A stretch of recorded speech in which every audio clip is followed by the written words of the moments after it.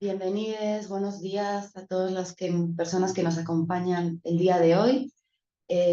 Hoy les vamos a hablar sobre las obligaciones patronales, fiscales y contables. Me presento, soy Olga Mayoral, directora de comunicación de Creatura.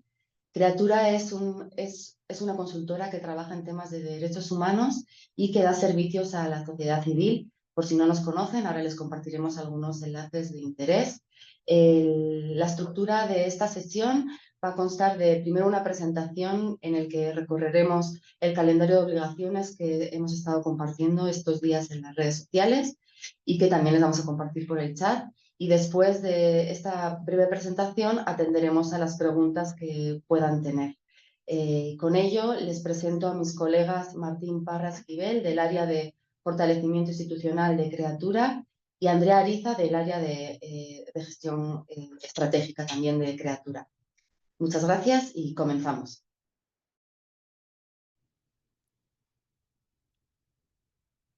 Muchas gracias, Olga. Me da mucho gusto ver a tantas personas asistiendo a este primer webinar del 2025. Y pues bueno, un poquito abundando a la presentación que nos hizo favor de dar Olga, pues quisiera hablarles un poco sobre la iniciativa ECOS, ¿no? Como ustedes saben y muchos de ustedes que están participando han colaborado o han tenido los servicios a través de esta iniciativa. ECOS es esta iniciativa para México y Centroamérica que busca acompañar a organizaciones, colectivos y redes a fortalecer estas capacidades en temas de pensamiento estratégico, resiliencia financiera, protección integral y, por último, comunicaciones estratégicas. También comentarles que desde Creatura damos el tema de apoyo en cumplimiento legal. Como ustedes saben, Creatura es una consultoría especializada en varios temas, desde investigación, facilitación, comunicación estratégica y asesoría en fortalecimiento institucional para estas organizaciones que trabajan en temas específicos de derechos humanos. Ahora bien, los servicios que da Creatura en ECOS, en este marco de ECOS, ofrecemos el cumplimiento legal para crear una resiliencia en las organizaciones y que se vean disminuidas las vulnerabilidades legales ante los constantes cambios, sobre todo en las situaciones de las que vamos a hablar posteriormente, que es el ámbito fiscal, laboral, corporativo y de prevención del lavado de dinero. Pero bueno, ahora quisiera empezar la presentación. Olga, si me ayudas a proyectarla, por favor.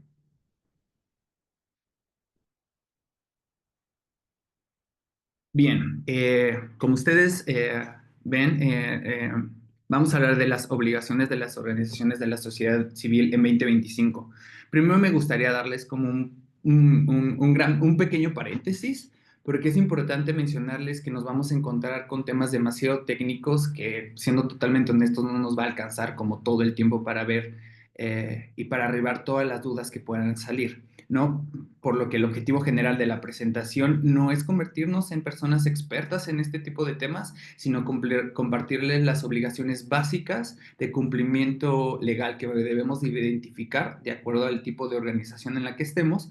Eh, y pues bueno, nada más como para tenerlas en cuenta en este momento, ¿no? También compartirles que la vamos a dividir en 3 objetivos específicos para alcanzar este gran objetivo planteado, ¿no? Digamos que en primer lugar tenemos que entender que tenemos obligaciones específicas por estar en una organización de la sociedad civil como una entidad sin fines de lucro.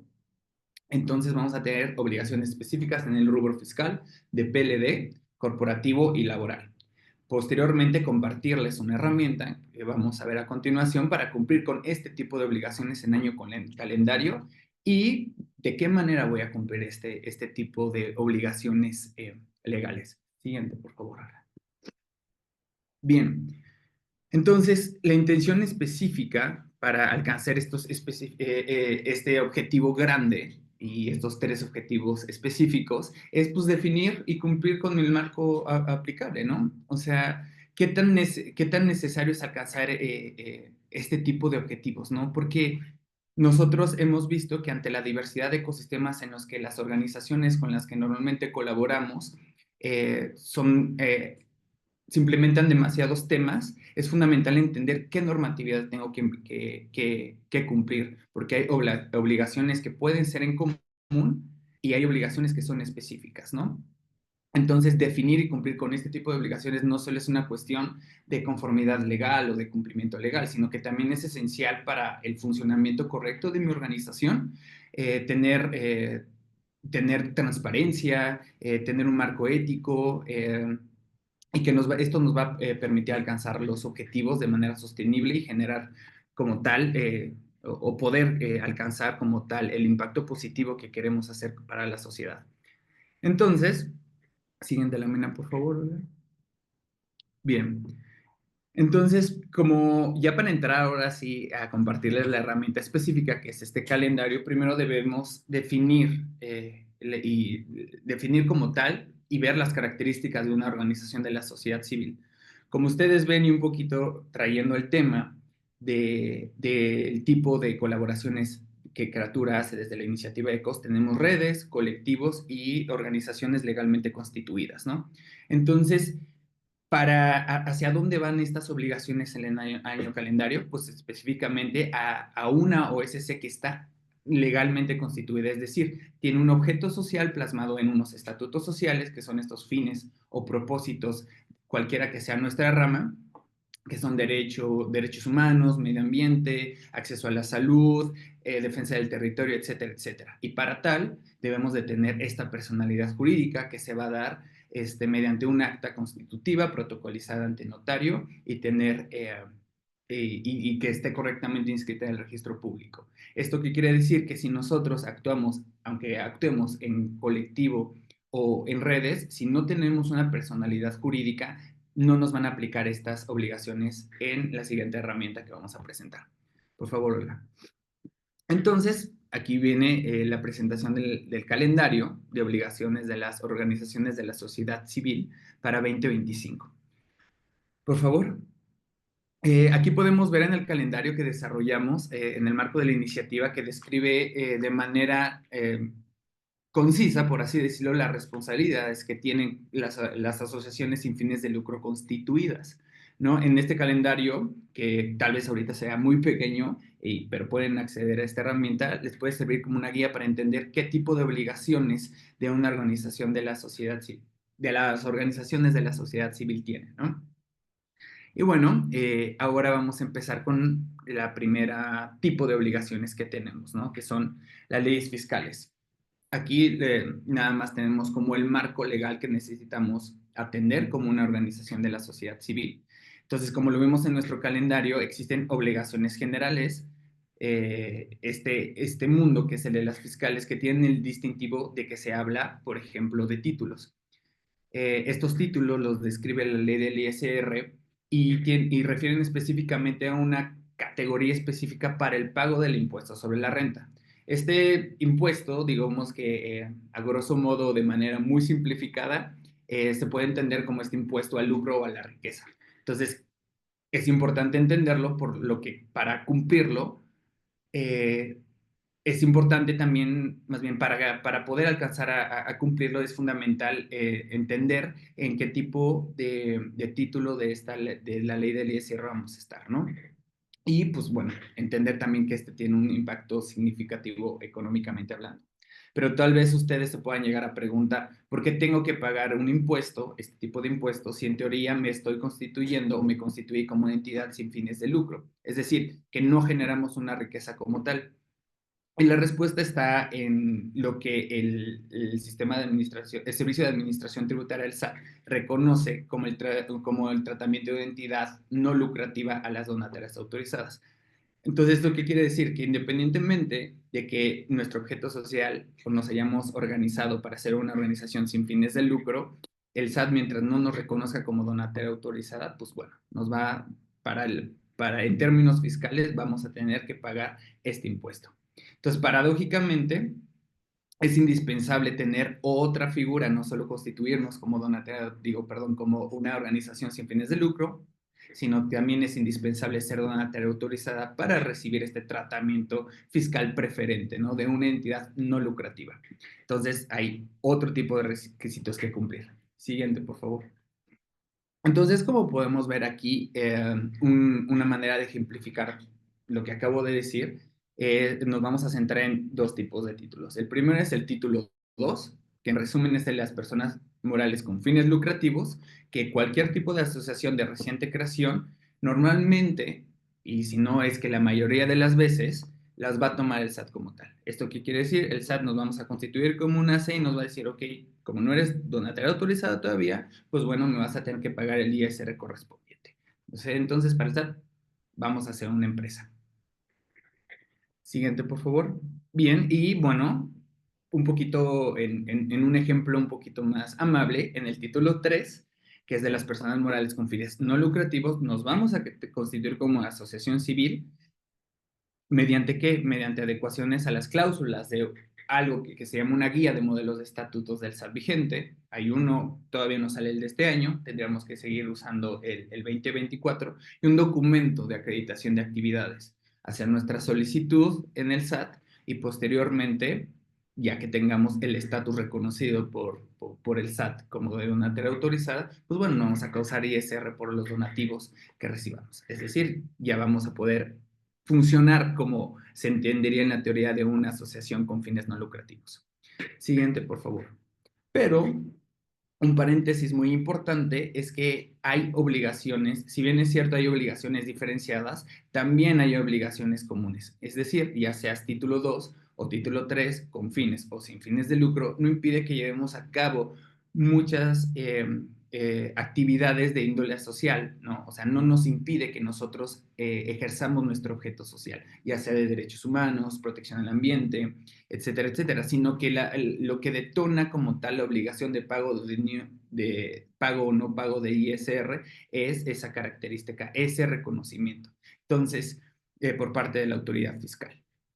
¿Y cuáles son estas obligaciones específicas que tenemos común, por favor? La siguiente, bueno, las obligaciones comunes que tenemos es el timbrado de ingresos conforme a mi régimen de tributación, que quiere decir, si soy título 2, voy a tenerlo que timbrar de alguna forma, y si soy título 3, de otra forma, ¿no? Entonces, básicamente lo del timbrado consiste en decirle al SAT cada vez que tenemos un movimiento en nuestra cuenta de banco, qué tipo de operación estamos realizando, ¿no? El SAT tiene un catálogo muy, muy, muy grande para clasificar este tipo de operaciones en lo que se conoce como facturas electrónicas o CFDIs. Por ejemplo, si timbramos, un donativo tiene una clave específica que es bastante enredada, que les podría decir que es 8410.600, pero bueno, nada más es una clave que vamos a tener que casi casi tatuarnos en la piel cuando ya tengamos el estatus de donataria autorizada, ¿no? Entonces, al momento de nosotros timbrar con esta clave, le estamos diciendo al SAT que recibimos un dinero y que su tratamiento va a ser el de un donativo, ¿no? Pero ojo, recordarles que solo las donatarias autorizadas pueden usar esta clave de operación por sus efectos fiscales que tienen. Otra obligación común es la presentación de declaraciones fiscales, ya sea anuales y mensuales, de acuerdo a mi régimen de tributación, ¿no? Y por último, sería el envío del SAT de nuestra contabilidad electrónica. Siguiente, por favor. Bien, entonces, aquí podemos, gracias. Aquí podemos ver un ejemplo de la lectura del calendario que hicimos como parte de la iniciativa ECOS. Primero, en el calendario, aquí tomamos unas capturas de pantalla y, por ejemplo, mis obligaciones fiscales, yo sé que ahí pusimos varios títulos, pero pongamos, vamos a utilizar para este ejemplo ya sea el 2 o título 3, tengo que ver en cuál de este tipo de régimen de tributación tengo que estar. Pues bueno, en el timbrado, el 17 de cada mes tendría que presentar mis declaraciones mensuales de pago de retenciones de IVA y ISR y mi contabilidad electrónica. Y el 15 de febrero, por ejemplo, sería el envío de mi declaración anual. Entonces, como ustedes pueden ver en este ejemplo que les puse, existe hasta la parte de la derecha. En febrero tengo que ver dos fechas, ¿no? Puse febrero porque es la declaración anual, pero en cualquier mes vamos a tener diferentes tipos de obligaciones que vamos a ver más adelante. Este es un ejemplo de tal vez cómo se podría leer el calendario, ¿no? La herramienta. Siguiente, por favor.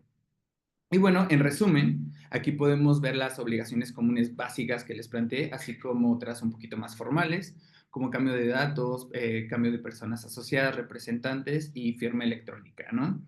Y bueno, también aquí vamos a ver las obligaciones diferenciadas correspondientes a las donatarias autorizadas. Por ejemplo, del lado izquierdo, del lado izquierdo de las obligaciones de las donatarias podemos ver timbrado, la presentación de las declaraciones, envío al SAT, el informe al SAT de los datos de localización de integrantes o representantes legales, que es una ficha de trámite, y la renovación de la firma de la organización, los representantes legales y el certificado del sello digital. Asimismo, en las obligaciones de donatarias autorizadas están las mismas, pero como somos donatarias autorizadas, tendremos otras dos obligaciones específicas que están en color verde. La actualización del documento de acreditación de actividades, que normalmente es anual, y avisar cualquier tipo de modificación de estatutos, así como publicitar nuestra declaración de transparencia de los últimos 3 años y el oficio de donataria. Siguiente, por favor. Bien, pasando a otro rubro, pero específico de las donatarias autorizadas, tenemos una obligación de prevención del lavado de dinero. Y esto es muy importante y la traemos a la mesa. ¿Por qué? Porque solo hay tres hipótesis por las cuales sí, tres, hay una razón muy grande por la cual es el tema de donataria autorizada. La ley antilavado y sus reglas, aunque parezca que ya estoy hablando de otro mundo, reconoce o señala a los ingresos de una donataria autorizada como una actividad vulnerable. Pero ojo, como pueden ver aquí, no es todo el tipo de donativo, no es todos los ingresos que recibamos, sino se detona la obligación de actividades vulnerables cuando alcanzamos dos umbrales de identificación. El primero, que es el por 181.589 pesos con 70 centavos, y el del aviso, esto que quiere, que es básicamente el doble actualizado para el 2025. ¿Eso qué quiere decir? Si yo recibo un donativo por más de 181,000 pesos o que alcance el umbral de identificación, pues bueno, ya tengo que detona obligaciones en materia de lavado de dinero. Entonces me tengo que dar de alta en el portal y pues bueno, empezar a dar mis avisos a partir de 363,000 pesos. ¿Esto qué quiere decir? Que a más tardar el 17 de cada mes, y esto es una regla, voy a tener que decir si tuve ingresos que alcanzaron estos umbrales, que bueno, obviamente la forma en cómo juntarlos y todo eso nos podríamos llevar muchísimo tiempo porque digamos que es otro tema especializado aparte. Y, y bueno, y si una vez que estoy dado de alta, si ya no tengo algún ingreso, lo que tengo que hacer es pues hacer mis declaraciones como tal o mi aviso en ceros. Siguiente, por favor. Y bueno, pasando podríamos regresar una. Nada más quisiera decirles, hacer un resumen rapidísimo, más bien el énfasis en que si estoy constituida como asociación civil, pero no soy donataria autorizada, no tengo obligaciones en materia de lavado de dinero. Tengo que ser donataria autorizada. Listo. Gracias, Sora. Bien, y ahora pasamos al tercer rubro, que es el rubro corporativo. Entonces, como obligaciones corporativas las podemos resumir en dos espectros. La primera, si soy donataria autorizada, tengo que tener mis estatutos alineados al modelo definido por el SAT. ¿Esto qué quiere decir? Que hay una suerte el SAT publica anualmente una guía con ciertas especificaciones que se adecuan a la ley del impuesto sobre la renta para nosotros recibir donativos deducibles de este impuesto y pues nos da las reglas de este juego, ¿no? No hay cambios significativos, pero hay muchas cláusulas que sí tenemos que observar. Por ejemplo, nos puede dar una sugerencia diagonal, obligación de tener nuestro objeto social alineado a un objeto social autorizable, ¿no? Que muchas veces hay un poco de fricción y resistencia por parte de lo que realmente hacemos, ¿no? Porque muchas veces sentimos que lo que hacen nuestras organizaciones o nuestras redes o nuestros colectivos, pues eso se puede interpretar en un espectro más amplio que el que te describe la autoridad. Y bueno, la otra sería una asamblea ordinaria celebrada una vez al año y documentada en un acta. Esto es una obligación específica de las asociaciones civiles, por lo que tendremos que tener mucho cuidado de celebrar estas asambleas conforme a la ley.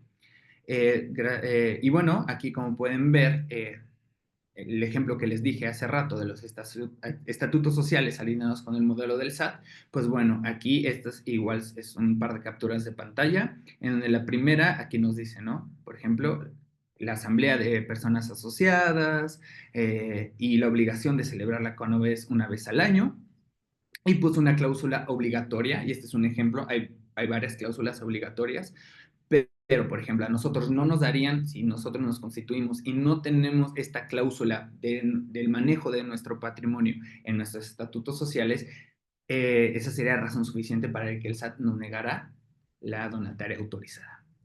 Siguiente, por favor. Y bueno, tenemos un último rubro que son nuestras obligaciones en materia laboral, pero antes de entrar a lo laboral quisiera dejar algo por sentado. No existe un diferenciador entre las obligaciones de una organización que es una donataria autorizada que una de la que no lo es. ¿Esto qué quiere decir? Que no importa la figura asociativa y el carácter y digamos que el régimen fiscal de mi asociación, lo que importa aquí es la relación de subordinación, es decir, el reconocimiento de una relación laboral, es decir, que existan personas trabajadoras en nómina. Y esto junto con sus implicaciones, que exista un contrato, ya sea por tiempo determinado o indeterminado, con una persona trabajadora. La segunda, que yo esté dado de alta en el IMSS como persona, con mi régimen patronal. Y la tercera, que mi persona trabajadora también esté dada de alta en el IMSS, ¿no? En resumen, podríamos decir que no existe un diferenciador laboral, sino fiscal. Y bueno, ya entrando en materia, una vez que tenemos una relación laboral, pues bueno, estas son las obligaciones calendario que vamos a tener, las obligaciones laborales a tener en cuenta todo el año. Como pueden ver, independiente de nuestro régimen fiscal, es emitir CFDIs de nómina y asimilados a salarios al hacer el pago de los sueldos, actualizar constantemente las bases de datos del IMSS, la elaboración quincenal o mensualmente de la nómina y la instalación de las comisiones constitucionales. No se asusten, pero hay unas comisiones que deberíamos de tener o de tener contempladas porque son un mandato constitucional y de la ley, ¿no? Entonces teníamos de tener seguridad, higiene, cuadro general de antigüedades, reglamento interior de trabajo y la capacitación y adiestramiento. Todas estas se deberían de tomar en cuenta mínimo una vez al año. Y otra obligación calendario, pues sería el pago de la prima vacacional según la política interna de nuestra organización. Y por último, yo sé que sonó demasiada información y la verdad parece ser que seguramente tenemos muchas preguntas que vamos a ir abordando en un momento, pero podremos dejarles unas recomendaciones desde Creatura que hemos visto al momento de colaborar con este gran ecosistema de organizaciones. Les recomendamos siempre tener su asesoría profesional especializada porque como pueden ver, cada uno de estos temas necesita una alta especialización, una constante capacitación del, del personal que colabore con nosotros, ya sea en temas fiscales, laborales, porque estos temas son de constante actualización. Desde Creatura estamos viendo y estamos analizando desde diciembre del año pasado las reformas que, por ejemplo, vienen en materia fiscal para el sector no lucrativo en México. También tienen una herramienta muy poderosa ustedes, aparte de esta, que es una herramienta de tipo material, que hay intercambio, que ustedes pueden intercambiar saberes con otras organizaciones. Es muy importante que hagan efectivo ese poder tan grande que ustedes tienen de crear redes de trabajo en donde se puedan acercar a sus colegas y pues bueno, compartirlo, ¿no? Y por último, como ya vieron, pues hay este y otros materiales de ecos y pues no sé, yo les recomendaría, a mí me gusta un buen, yo lo imprimiría, lo enmarcaría y lo dejaría ahí y esperaría nada más que se actualizara al 2026. Y con esto acabo mi presentación. Eh, muchas gracias, abrimos espacios para preguntas y respuestas.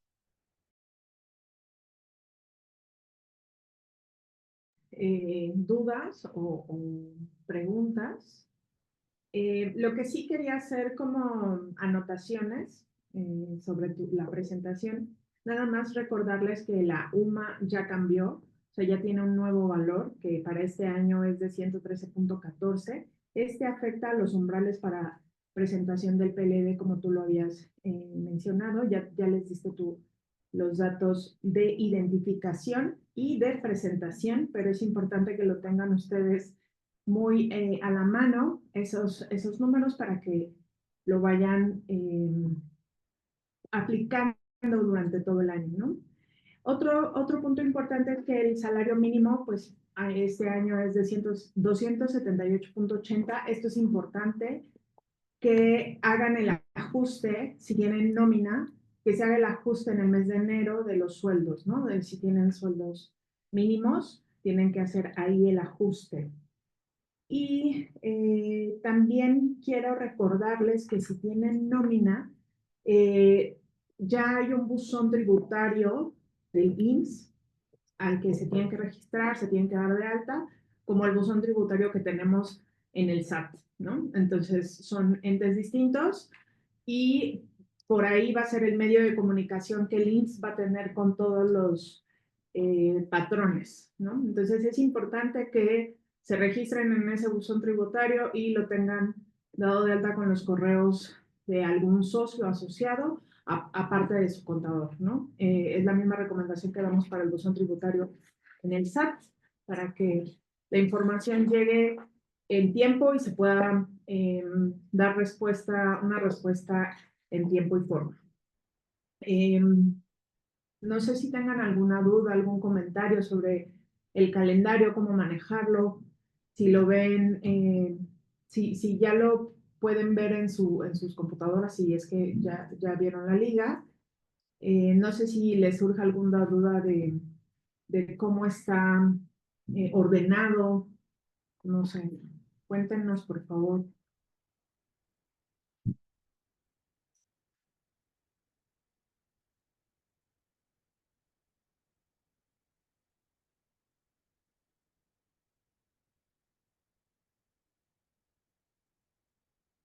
Otra de las cosas que les queremos comentar es que el calendario es un documento grande, o sea, no solamente es la carátula del calendario, sino vienen especificados ciertas cosas en cada una de las láminas y ahí también van a poder encontrar los links, ¿no? En donde pueden visitar la información que está ya en el calendario, ¿no? Para que no solamente piensen que es como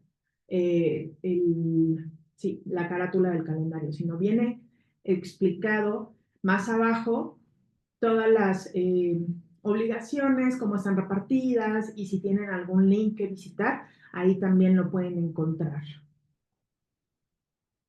Todos los enlaces de interés están ahí. Entonces, Verónica dice...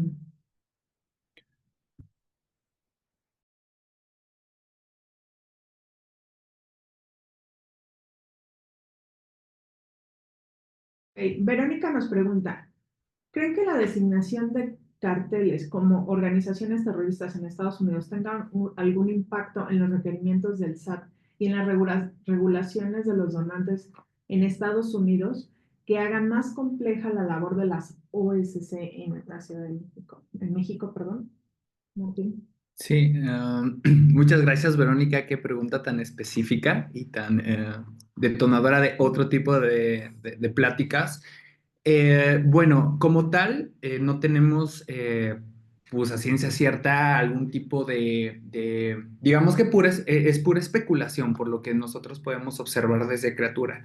Lo que está pasando es que más bien desde las fundaciones del extranjero, pues tal vez pues, no tengan tantas facilidades o tanto interés en cierto tipo de de ecosistemas para apoyar. A lo que voy es como no podríamos decirte que en específico la designación de los carteles como organizaciones terroristas tengan un impacto significativo y real hoy por hoy, sino que probablemente lo que podría pasar es que tengamos, pues no sé, un poquito más de cuidado.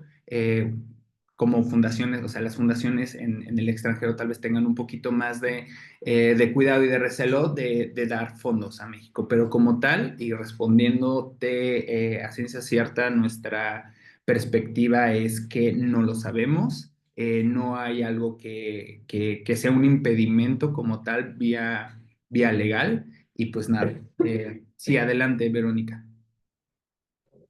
Hola, días a todas y a todos. Gracias, Martín. No, más bien es una pregunta así que es totalmente especulativa y tendremos que ir como analizando, ¿no? El contexto y las implicaciones y cómo se mueve también la filantropía.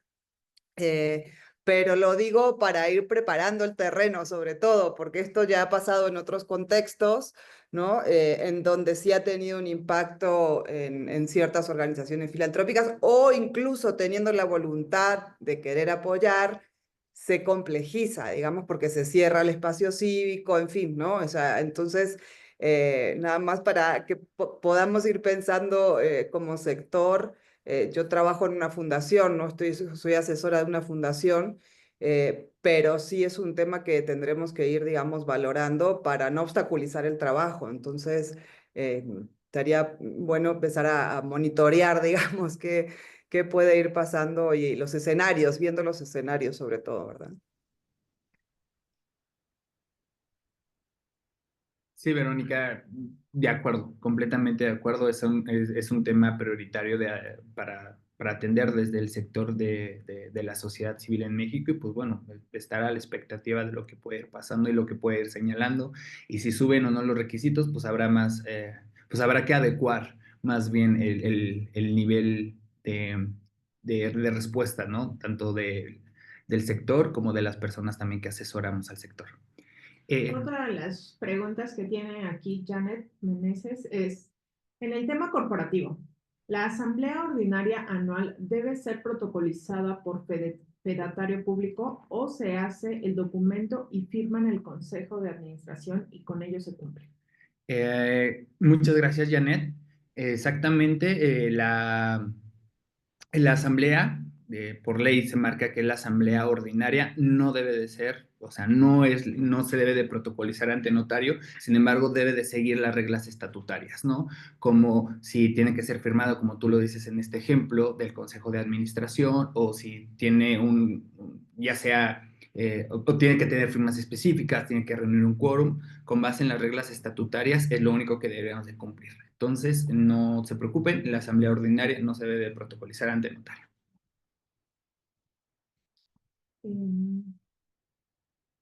De nada, Janet.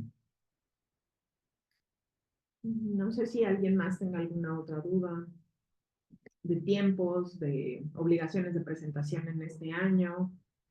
También quiero recordarles que la declaración anual de las personas que se encuentran en el título 3 es el 15 de febrero a más tardar. Si la pueden presentar antes, por favor que sea antes, porque luego el SAT se satura.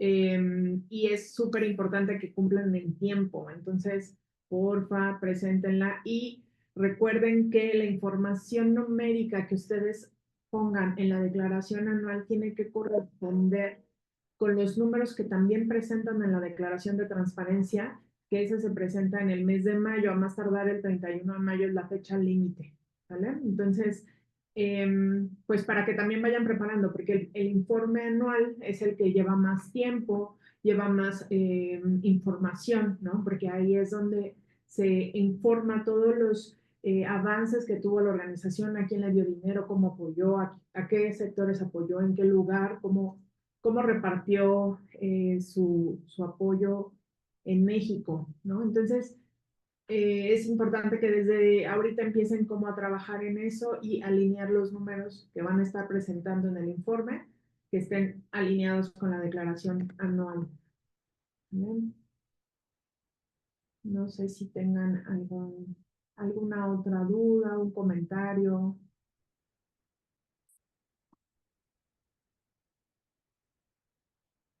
Okay. La carta, Janet, la carta de acreditación, ¿cuál es su vigencia? Ok, ¿le respondo, Martín? Sí, como tú quieras. Adelante. Adelante. Sí, normalmente las cartas de acreditación de actividades tienen la vigencia por un año, ¿no? O sea, porque hay dos cosas. Uno, cuando nosotros metemos nuestra carta de acreditación de actividades y nos reconocen como donataria autorizada, porque es algo que confunden normalmente, nosotros cuando hacemos la solicitud, pues bueno, tenemos un reconocimiento, nos meten al anexo 14, que es publicado, etcétera, y ya de todas nuestras obligaciones. Pero la vigencia que está dando el SAT, o por la cual normalmente se da, es por un año, ¿no? Entonces, este año, ¿qué quiere decir? Que tendríamos que al siguiente, o sea, si la sacamos en 2024 y ahorita es 2025, a lo largo del 2025, a más tardar cuando se cumpla el año, tendríamos que presentar una nueva carta de acreditación cuando, cuando así este, sí, una nueva carta en donde se actualice la vigencia de eso, ¿no? De nuestra carta de acreditación. Y si no lo dice, normalmente se entendería como, como de 3 años, normalmente. Listo. Vale, gracias. Mariel Uriarte dice, ¿es obligatorio presentar el informe anual de las organizaciones de la sociedad civil, la CLUNY? ¿Es obligatorio presentar informe? Sí, una vez que estamos inscritos en el CLUNY sí tenemos como obligación presentar este informe anual y junto con otras obligaciones, ¿no? Y este tipo de obligaciones, pues bueno, es los cambios a los que tengamos, ¿cómo decirlo? Los cambios que tengamos en alguna cláusula o en nuestros consejos de administración o cualquiera que sea estos nombres, pues bueno, tendríamos que dar este tipo de avisos en el CLUNY. ¿Tenemos otra pregunta? Sí, de María de Jesús. No. Dice, ¿hay cambios en la declaración anual? Es importante verla con tiempo. ¿Criatura tendrá alguna sesión de los cambios que hay en la declaración y los requisitos de las constancias? Sí, sí hay cambios de la declaración anual. El cambio, los cambios más grandes son que se tiene que poner cuántos socios hay, cuántos asociados hay, perdón, y los estados financieros bajo las NIF. ¿Vale? Entonces, antes no nos pedían que pusiéramos el estado financiero como tal de la organización, pero ahora sí lo pide y entonces es el estado de cambios en el, no, es que tiene un nombre distinto que en las de las personas morales, pero es el balance general, que es de acuerdo a las NIF, donde se presenta todos tus activos y todos tus pasivos y tu capital, y el informe de actividades, así se llama, el estado de actividades.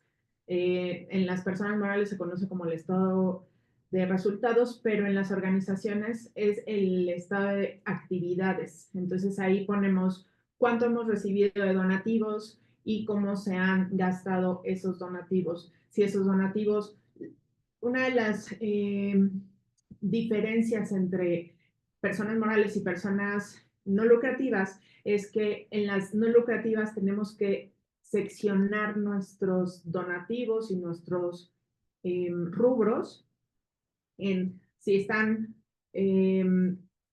segmentados, ¿cómo fue la palabra? Si no tienen ninguna restricción, si son restringidos, parcialmente restringidos o sin restricción. ¿Ah? Entonces, a veces hay donativos que nos dan que están restringidos. Por ejemplo, una obra de arte, ¿no? Esa es restringida. No la puedes mover, no la puedes vender, no le puedes nada. Entonces, ese es un patrimonio que tiene la organización, pero está restringida. Entonces, esa es como la diferencia que tienen los estados financieros de una organización lucrativa a una no lucrativa. Espero que con eso haya respondido. No vamos a tener ninguna sesión de los cambios en la declaración, pero con gusto podemos responder algunas dudas específicas que tengan. No sé si tengan nuestros datos de contacto, pero nos pueden localizar a través de Criatura.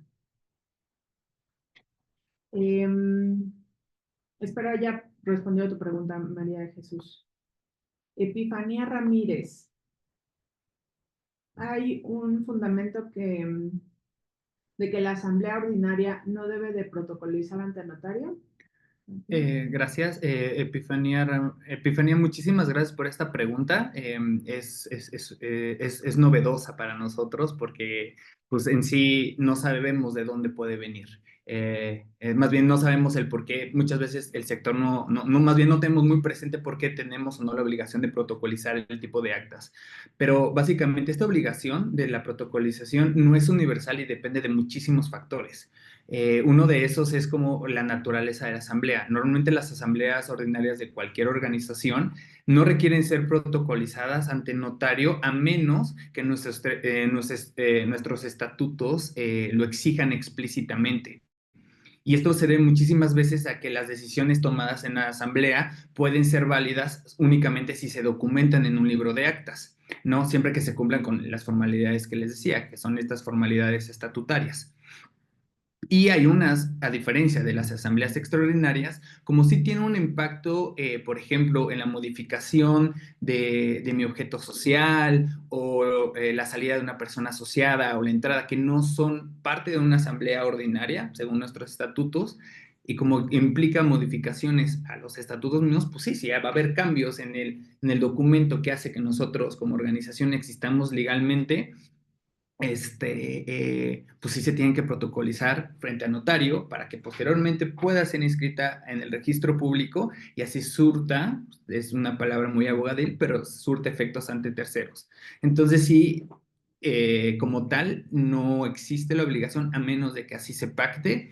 Y bueno, también decirles que aunque no es obligatorio, algunas organizaciones optan por protocolizar sus actas para asegurarse de mayor validez y una protección como tal contra posibles disputas entre pues, las personas integrantes, ¿no? Esto quiere decir que hacer una protocolización de cualquier acta de asamblea pues, es un respaldo legal y permite que este documento pues pueda ser consultado, ¿no? Por cualquier persona en el registro público. Pero bueno, la organización tendría que ponderar como tal, porque pues protocolizar un acta pues implica un gasto significativo, ¿no? Que son los derechos notariales. No sé si fui claro con mi respuesta, Epifania. Vale, muchas gracias. También Carolina nos pregunta, solicita información de si se otorgaron donativos. Considero que eso solo es un buscapié, porque si no tenemos la autorización del SAT, aunque en los estatutos se señalen, es causal de revocación por destinar patrimonio a actividades no autorizadas. Sí, uno de los cambios es que, bueno, siempre se ha dicho que si tú das donativos, ¿no? En los gastos ahí viene donativo. Si tú no tienes la de segundo piso, que así se llama, que es el permiso de tú distribuir tu patrimonio en otras donatarias autorizadas, pues en realidad no lo podrías hacer, ¿no? No lo podrías hacer como un donativo como tal. Eso sí está, o sea, necesitarías buscar esa segunda autorización que con los ejemplos que hemos tenido aquí, la verdad creo que no es tan complicado obtener el segundo piso. Entonces, si tu organización está en esa situación, pues igual y puedes buscar obtener esa acreditación, bueno, más bien esa autorización de dar donativos a otras organizaciones de la sociedad civil. También otro de los puntos importantes es que antes en la declaración anual no te estaban pidiendo el número de autorización para ser donataria y ahora ya lo está pidiendo. O sea, desde la declaración anual ya te pregunta cuál es el número de autorización que te dio el SAT para recibir donativos. No sé si con eso respondí tu duda, Carolina, o la dejé peor. Pero bueno, sí, no podríamos estar dando donativos a organizaciones autorizadas para recibir donativos de nuestro presupuesto si no tenemos la autorización por parte del SAT.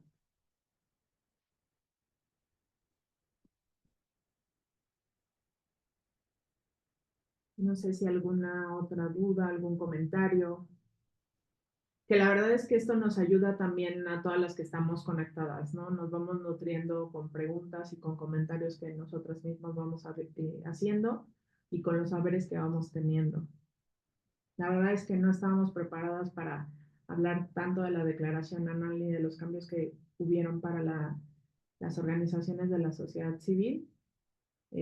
Vamos a ver si sacamos algún documentito que les pueda ayudar, ¿no? A saber los cambios principales y en qué tienen que tener como especial cuidado, y esperemos sacarlos por lo menos a principio de febrero para que ustedes tengan hasta los 15 días para presentarlo.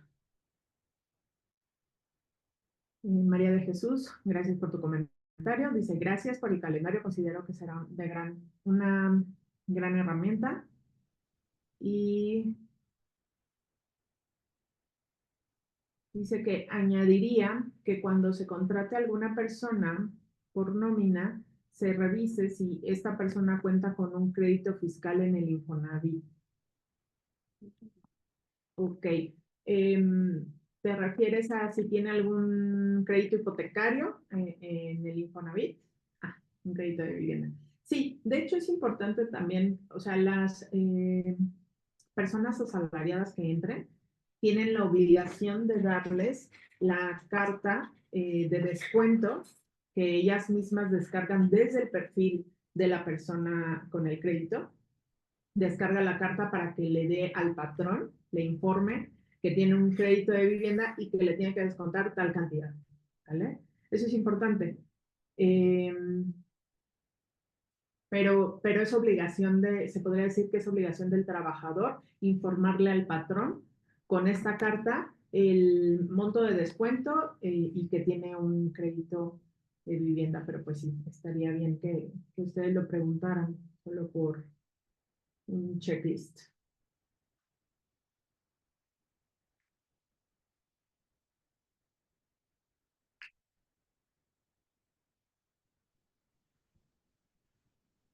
Bueno, no sé si quieran agregar algo.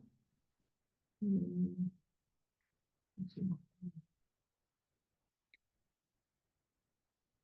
Muchas gracias por todas sus preguntas. La verdad es que apoyaron mucho. Yo creo que a todos, a los saberes de todos y enriquecernos con todo lo que se comentó acá. No sé si Martín, si tú tengas alguna.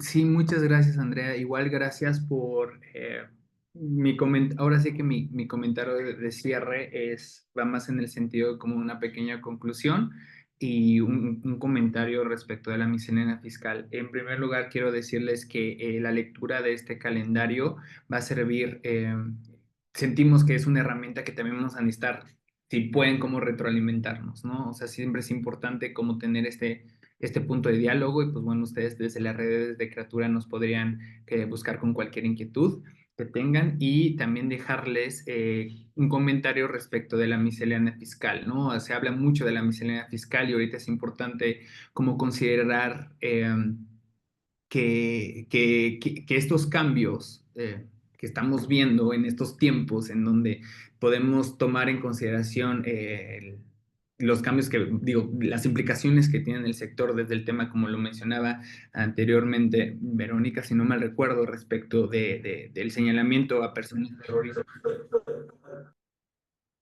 Perdón, es que se vició, ¿no? A personas, ¿cómo se llama? Sí, a grupos terroristas como los cárteles, también pues en las reglas de operativas, ¿no? En materia fiscal, ¿no? O sea, la miscelánea fiscal en México implica un conjunto constante de cambios y ajustes que siempre vienen anuales en las leyes fiscales que afectan directamente a la operación en nuestras organizaciones. Y bueno, lo que les hemos compartido actualmente son los cambios que hasta la fecha se han dado. Digamos que la última publicación y que van a venir constantes cambios. Por ejemplo, el modelo de estatuto del SAT, esperemos que no venga con cambios para las donatarias, pero probablemente el año pasado vino en abril. Entonces, hasta digamos que son los cambios actualizados que tenemos y que han sido hechos oficialmente por el SAT. Y muchísimas gracias por sus comentarios y pues nada. Creo que es todo. Si alguien tiene un último comentario, con gusto, y si no, pues vámonos. Muchísimas gracias por todo y por su tiempo. Abrazo, Laura.